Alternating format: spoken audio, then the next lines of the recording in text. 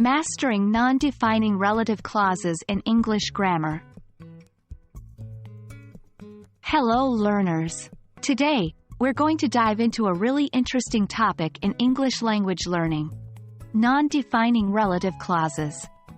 We'll pay special attention to how punctuation is used in these clauses and do some practical exercises together. Let's get started. Non-defining relative clauses, also known as non-restrictive relative clauses, provide additional information about a person, thing, or place. This information is not essential to understand the sentence's meaning. If we remove it, the sentence will still make sense. The important thing to remember here is that non-defining relative clauses are always separated by commas in written English. Here's an example. My brother, who lives in Canada, is visiting me next month.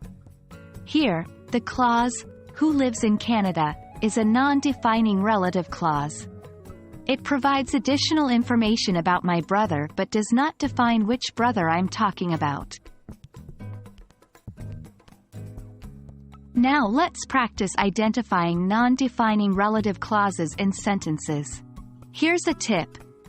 Look for the parts of the sentence that are separated by commas, which could be removed without changing the overall meaning of the sentence.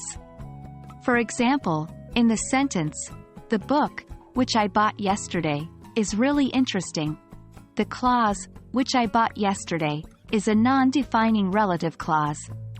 If we remove it, the sentence still makes sense. The book is really interesting.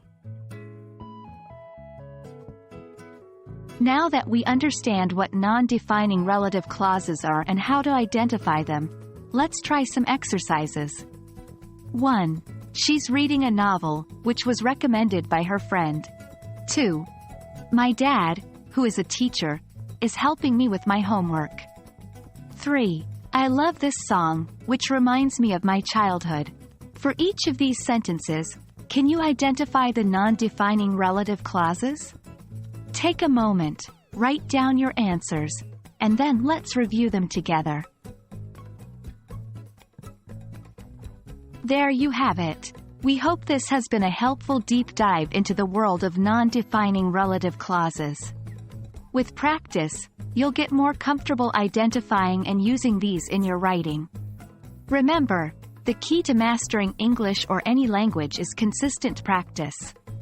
Keep up the good work and happy learning.